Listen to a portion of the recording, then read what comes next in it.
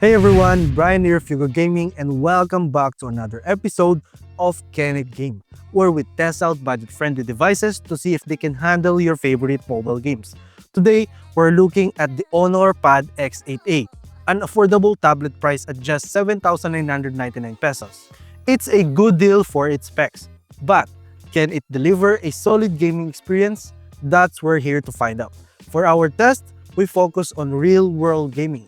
We played 5 popular games for 30 minutes each, tracking the average FPS and surface temperature, and all games were set to default graphics settings.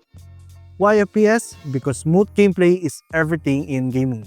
And the temperature tells us if the tablet can keep cool during longer sessions. If you're gaming on a budget, performance and comfort matter just as much as price. So let's dive in. Out of the box, the HONOR Pad X8a feels more premium than you'd expect. The aluminum unibody design is solid, and it's lightweight enough for long gaming sessions. There's no headphone jack though, so wireless headphones or a USB-C adapter are your go-to options. The 11-inch screen has a 90Hz refresh rate, which is impressive for this price. It's not an OLED, so you won't get punchy colors, but for gaming, the smooth refresh rate makes up for it. Now let's talk performance. This tablet is powered by a Snapdragon 680 6nm processor with a 4GB of RAM plus another 4GB of virtual RAM. On paper, this setup isn't jaw-dropping. But how does it perform in real games? We started with Call of Duty Mobile, which is a staple for any gamer.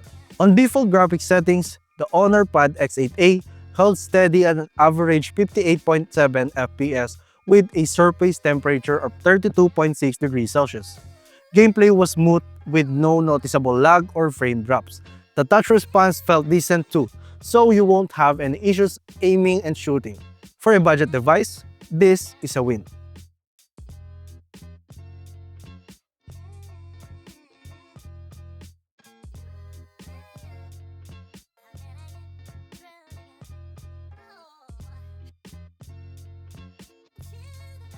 Next up was Asphalt Unite Legends, a graphically demanding racing game. The tablet delivered an average of 59 FPS and 33 degrees Celsius. Drifting around corners and hitting Nitro Boost felt fluid, and the visuals were surprisingly good considering the LCD screen. For casual racing fans, this tablet is more than capable.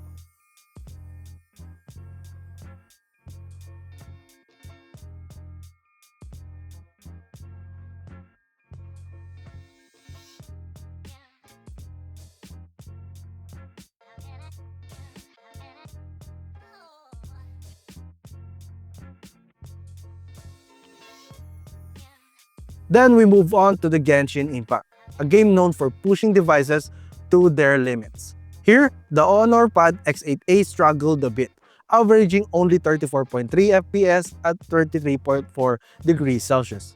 It's playable, but there were noticeable frame drops in open-world exploration and combat.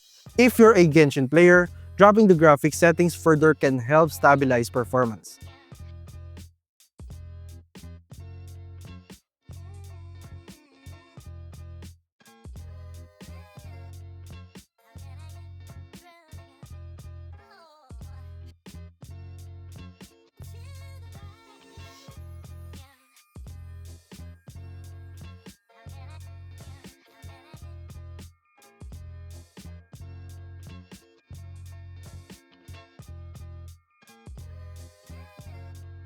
Next is Honkai Star Rail, another demanding title. Was the toughest test. The tablet managed just 25.1 FPS at 33.2 degrees Celsius, which isn't great. The visual looked fine, but the low frame rate made gameplay feel a little bit choppy. For games like this, you're better off sticking to lower settings.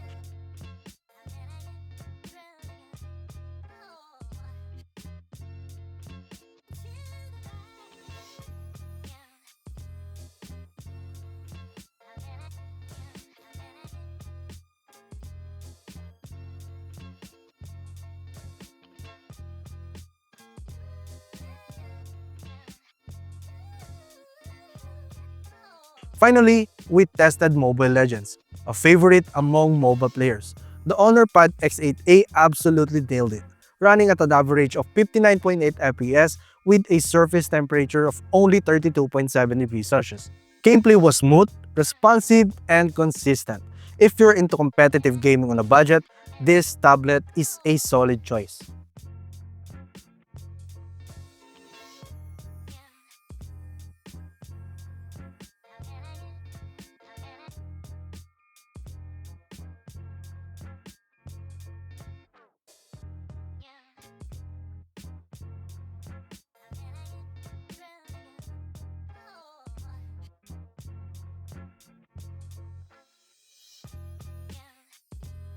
One thing that stood out during testing was the tablet's thermal management.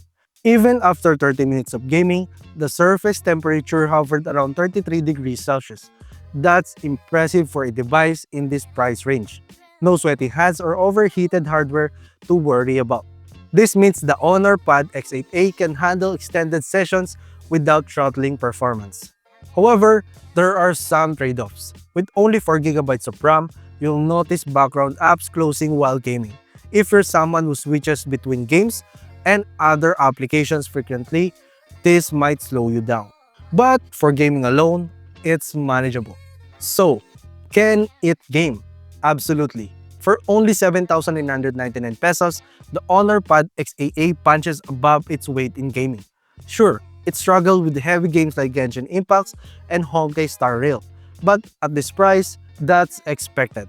The tablet's heat management, decent touch response, and 90Hz refresh rate make it stand out on its class. And that's it! What device would you like us to do a gaming review next? Comment your suggestion down below, and if you love this video, be sure to leave a like, subscribe to our channel for more content, and hit that bell icon so you don't miss any future uploads. This has been Brian, and see you again on the next one.